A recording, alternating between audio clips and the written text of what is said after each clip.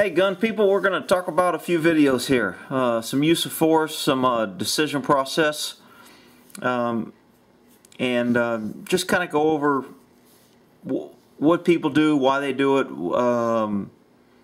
I mean, it's easy to sit back here and say they shouldn't have and they should have, and you know, but when you're in a situation, you don't know what's going through their mind. So this video right here, someone else did a video on it, and they said that the person was ran off and left their kid. So this guy comes in, he's about to get robbed.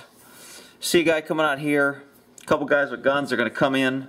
So he notices him, he's got his little girl with him. Guy pulls a gun up, so he's got a gun. Now this guy's outside, and obviously he don't want to let him inside the house because he doesn't know what's going to go on.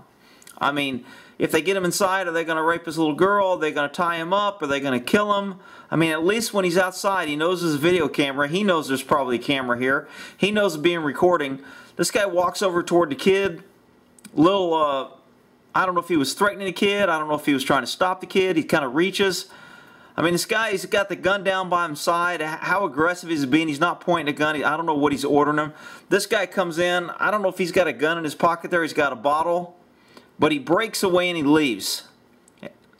Now there's a little girl down here, and they try to get in the house. They check it. The house is locked. The guy knew the house was locked. He knew they didn't want his little girl, and he left his little girl. Was that the best thing? Well, I don't think I would have done that. But maybe he knew these guys wanted something. Maybe he dealt with them. You know, the little girl's watching this whole thing. Guy drops his bag. He's being fairly compliant. Again, he probably knows he's on video. So, when he sees he can make a break, he gets out of there. Now, see, when he walks over to the little girl, he doesn't grab her. He kind of maybe pushes her back toward the dad. Maybe it was a threat. Again, we don't know what's going on. There's a lot of people that will say he should have never left his kid. And maybe a lot of you will say he shouldn't have left his kid. But maybe he knew that these guys wanted him and not his kid. Maybe he knew that they're not going to hurt his kid. Maybe he knew that he had drugs in there. I mean, I don't know. But he makes a break, runs through a dude, takes off down the alley. Notice none of them go after the kid. They don't want the little girl. She picks up the stuff that Dad dropped. What a good little girl. Dad, you forgot your stuff. So, was that the end of the world, or is it the best thing? I don't know. I mean, it's a tough situation. I just, you know what, I want to do this one to show the difference of the, hey, what happened to my, there we go. Alright, this video right here just kills me.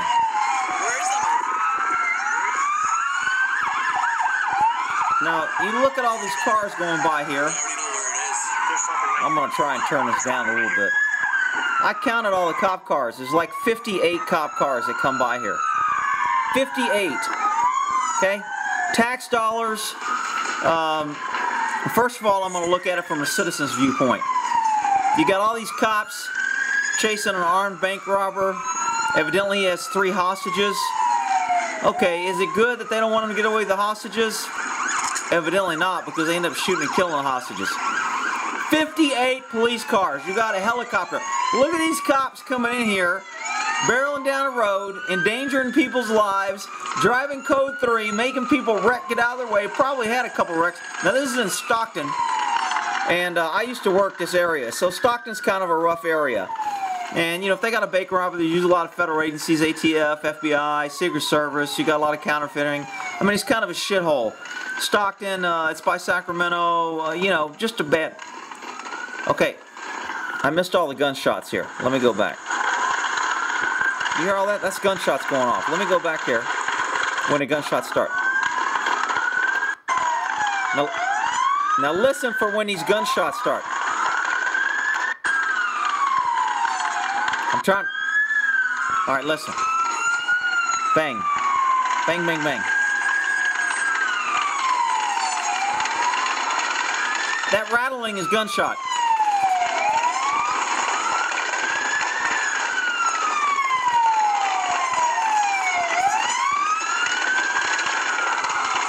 They're still shooting. That's a lot of shots fired. That's a lot of background. Hopefully they know they're not hitting a hostage. Still shooting. Still shooting. Now they stop. No more shots. Okay. Turn the sound back down here a little bit.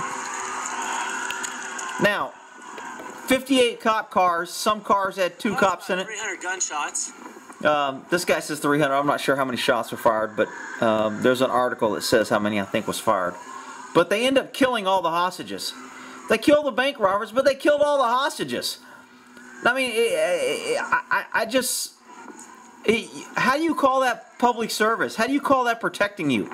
This is the police state that we've kind of come to where cops, I mean, I've been in pursuits where there's been 8, 10, 12 cops, but normally, depending on how far they've gone and can the guy get away, you only have the number of cops that you need for suspects in a car with maybe 1 or 2 extra. So if you're chasing a car with 4 cops, you can have 5 to 6 officers in the pursuit. If you got more than that, usually a sergeant will call off some units and say, we have enough units, stay out. But, I mean, 58 cops, come on. I mean, at what point does some sergeant, does some cop say, enough's enough? At what point do we say, maybe we shouldn't? Now, see, these cops are still coming in code 3, and when you're going code 3, now this motorcycle here almost gets run over. Watch this. This cop, he cuts right in front of this cop. This cop almost hits him. Which happens a lot on incidents, cops running into cops, but whatever. When I was in the Air Force, we had 2 cops banging each other, the same intersection. It's called washout. When cops are running code 3, they hear their own siren, they don't hear other people's siren. So it washes out. So when you come in an intersection, you think you have the right of way because you have the siren. The other guy has this siren on, he doesn't hear you. You both go in the intersection, you hit each other. Happens with fire trucks, happens with cops, ambulances. It's called washout. But anyway, 58 cops, killing all the hostages, killing the robbers. I mean, just a bad, bad situation. And of course, none of the cops are charged. I mean, how do you charge when you got 50 cops shooting hundreds of rounds, even if the cops just fired 3 rounds each? I mean, you got 58 cars, you got 100, over 150 shots, but I mean, obviously all the cops didn't shoot.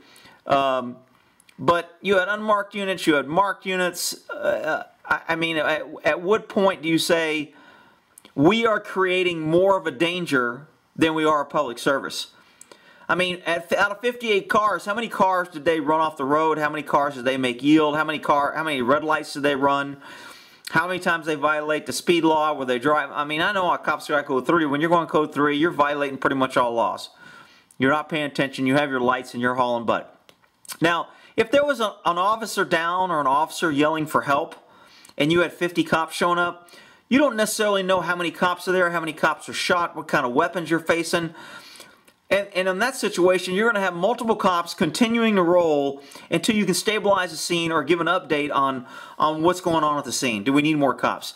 Usually, in a professional agency, when you have cops, a bunch of cops from different agencies showing up, and you've got a call going out for help or something, as soon as a cop sees that the situation is under control, we have enough, we know the suspect's at, we've got them locked down, we've got a good perimeter, they're dead, they're shot, whatever, you start downgrading units. You say stop units responding, downgrade all units.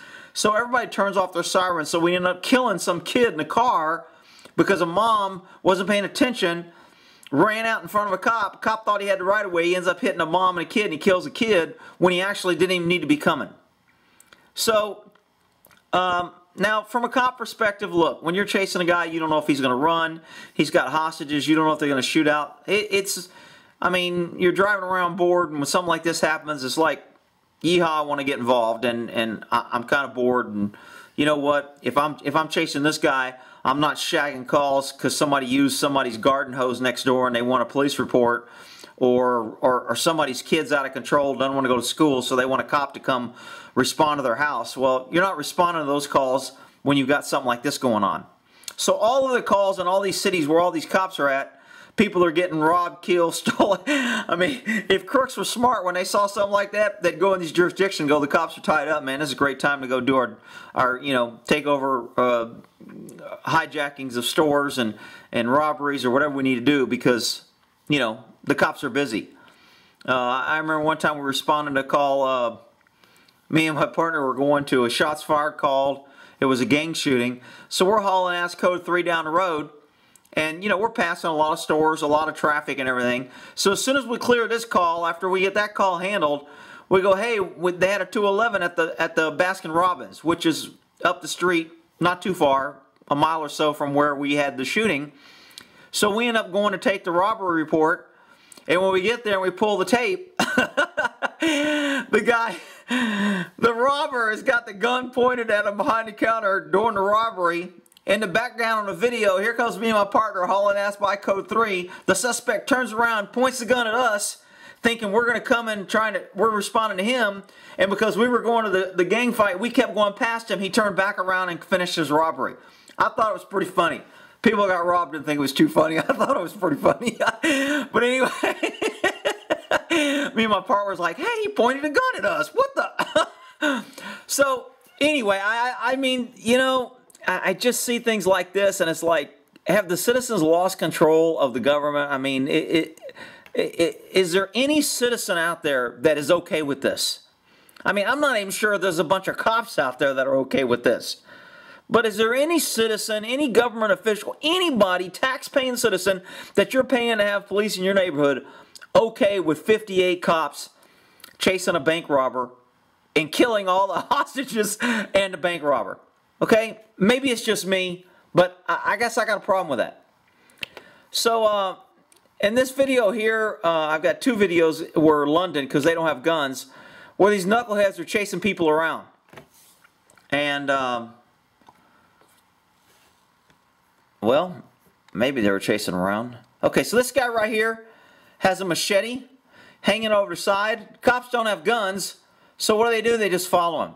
You got cops following him. You got cops running from him. He's running. Nobody's controlling the scene. I don't know why they don't have a taser or baton. I mean, you don't want to attack a guy without a gun with a machete. And believe me, if you Google machete in London, you get a lot of hits.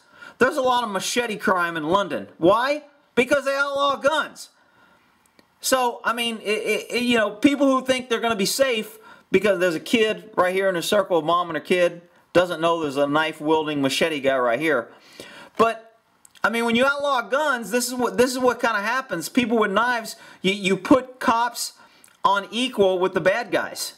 And you don't want to be on equal. I mean, these cops could pull out their machetes. If they got one, I don't even know if they're allowed to carry a machete. Can't carry a gun. I don't know if they're allowed to carry a machete to defend himself against a machete-wielding knucklehead.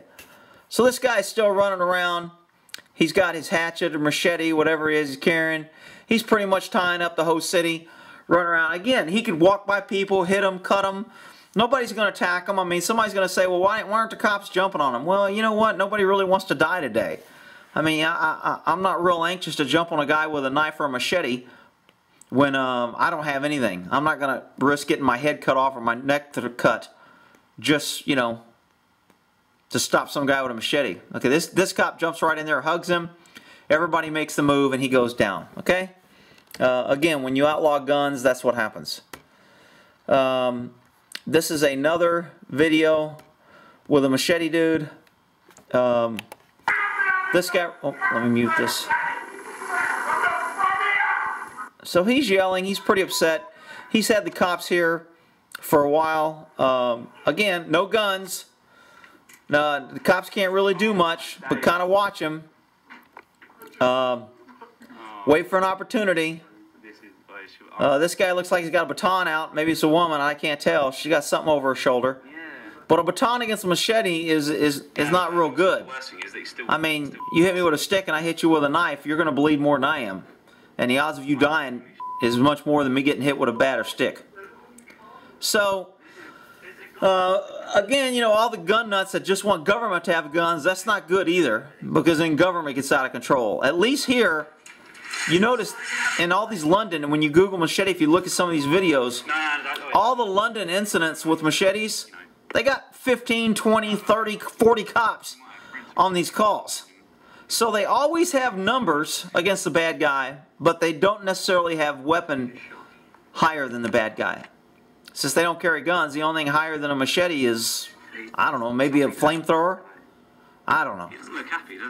Anyway, they end up jumping on this dude here and it ends it.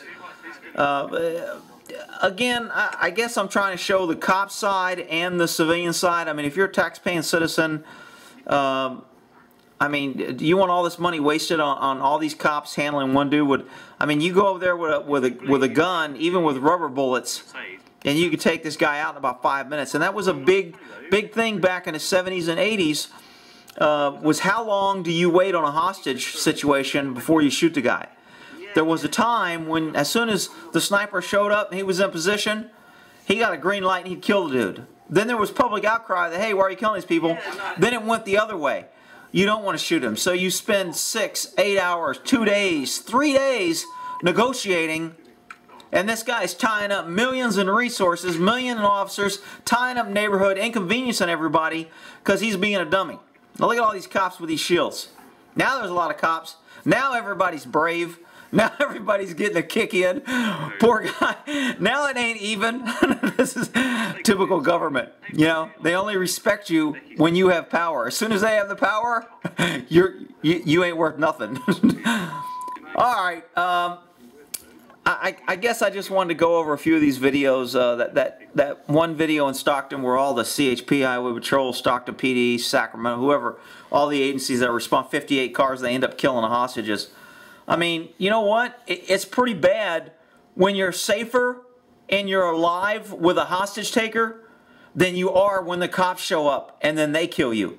I mean, come on. Now, there's going to be some cop out here that's going to say, well, you don't know, and maybe the bad guy shot. I know the cops didn't break off. They didn't keep a distance. They engaged the guy. They trapped the guy. They did not give him an escape path. They did not keep him in their sights. They did not stay far enough away to where they didn't have to get in a gunfight with the guy. Because if you get in a gunfight with the guy and he's got hostages, the odds are they're going to get hit. Unless you got a sniper that's up on there, he's going to take a headshot, you know, hit the fatal triangle, hit the celery stalk, take out the brainstem, and drop the guy. If there's a gunfight, as he starts shooting and other cops start shooting, the odds are a hostage is going to get hit. So you don't want to create that situation as a cop. I mean, it's kind of like a doctor, do no harm. I mean, as a cop, you don't want to go in there.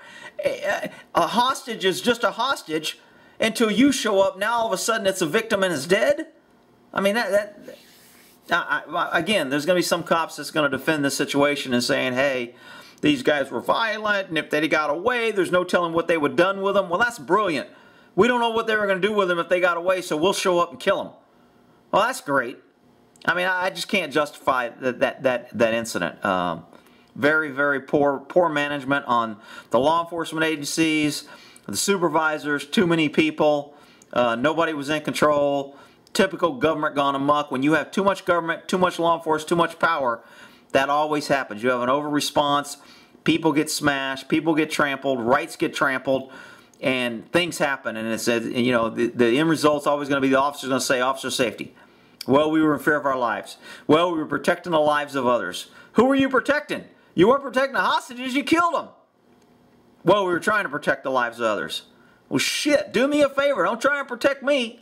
I'll take care of myself. All right, we'll end that there. Hopefully you got something out of this.